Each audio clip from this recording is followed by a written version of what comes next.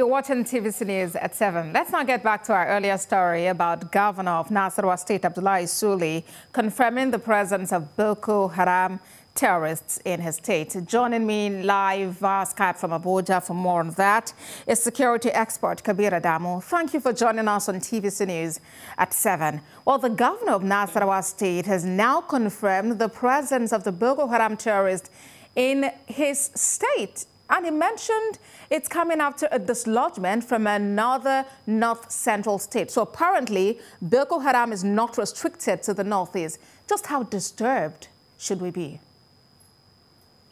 Very disturbing, especially since last year there was an attempt to dislodge a group that most likely had affiliations with the northeast groups, either Islamic State in West Africa province or the Jamaat al-Jihad. At that time, the group was to the Abuja border. But then now, according to the Nasarawa governor, they are much closer to the Benue border. So the question is, what is it about Nasarawa that is attracting them?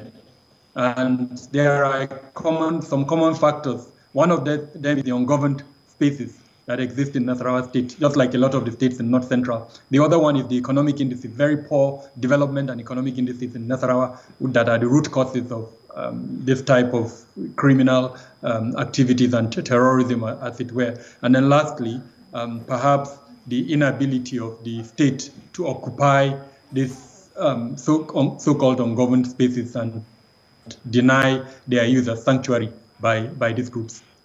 All right, so at this stage now, well, the governor has met with the president and expressed confidence in the president's ability to put machinery in place to tackle this issue headlong. But how exactly should we look at this? Because what it means now is that the Nigerian military would have not to focus just on the northeast, because we have elements of Boko Haram in other parts of the country.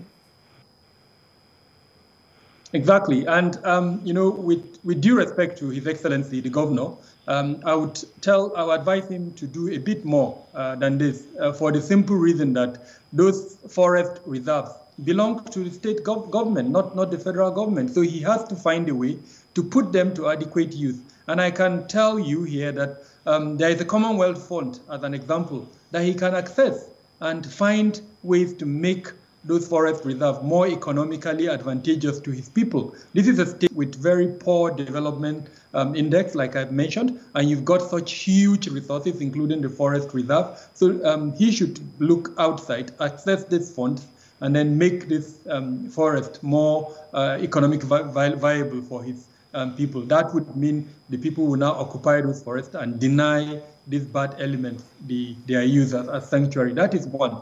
Two, whatever the factors, including economic factors and several other social factors that allow the type of disenchantment that encourage groups like Boko Haram to find partners and alliances among other groups in Nasarawa State, he needs to address that through engagement and you know, inclusivity, as well as diversity in his approach to governance. He's doing quite a lot, which are very commendable, but I think he needs to do a bit more than that. So in summary, what I'm saying is that the approach should not only be military or kinetic. These other governance issues that I mentioned are very, very important, especially climate change and the consequences of climate change on the economy. Well, from the governor's briefing earlier today, he mentioned that the Darussalam group, well, apparently now their members metamorphosed into Boko Haram. It's like emergence took place, and now they're now Boko Haram terrorists, and they're occupying the Nasarawa Benue border. What actually can be done to you know, contain groups from becoming this extremist in their ideals?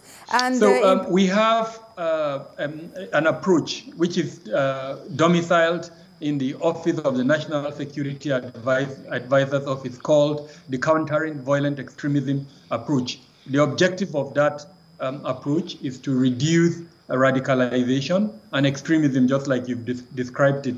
So what I would probably say going forward in terms of advice is to ensure that that document, that CVE, Countering Violent Extremism, is taken to the governors. Let the governors understand its content, let them embrace its content, and then deploy it down to the community level. There are 4 key elements of that Countering Violent Extremism. One of them is socioeconomic development of regions that are affected by terrorism. Because let's face it, the reasons why most of the members of these groups are recruited is really as a result of socio-economic conditions. The second one is ideological. So that framework, CVE, also has an element for both de-radicalization and counter-radicalization. So when you hear Operation Safe Corridor, it's actually an aspect of that framework. Then the second one is de-radicalization or counter-radicalization, where you prevent new recruits from entering groups like Boko Haram or other terrorist groups that are existing in Nigeria. And then lastly, you have strategic communication. The word Boko Haram is a very loose word. It describes any, jihadist terrorist group that is existing in Nigeria. But we that study these groups know that they are different. And if you are going to counter them, you need to understand their structure, you need to understand their leadership style, you need to understand their arrangement, and as well as their recruitment and funding arrangement. So you use this generic Boko Haram. All right, very quickly now. So let's talk about this issue of de-radicalization, integrating repentant members of the terrorist group into society. A number of people are against this approach. They would rather have the stick approach and not the carrot approach. What would you suggest we go with at this time? Both of the approaches are important. The kinetic component, which of counterterrorism, is very important. It would ensure that the state, which has the monopoly of force, maintains that monopoly. However, no matter what the amount of kinetic force you use, if you do not take away the ability of the terrorist groups to influence members of the society through all of these other methods that I've explained, then you will never win the war. You need to also introduce these soft elements, especially the ones that are embraced under countering violent extremism. So de-radicalization is actually very important. You want to reduce the size of the groups so that you are able to tackle the ones that are remaining, and de-radicalization would allow you that. But the question to ask is, what is the objective of de-radicalization? Do you have an evaluation process that would allow you know whether you've actually de-radicalized the person, or are you going to release the person back into the same conditions that in the first place allowed him to be radicalized? If the answer is yes, then frankly, the radicalization process is not successful.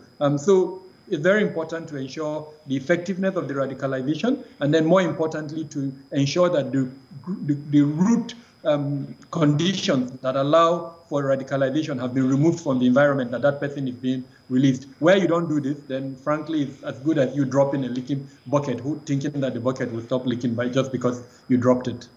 All right, security expert Kabir Adamu, thank you for joining us on TVC News at 7.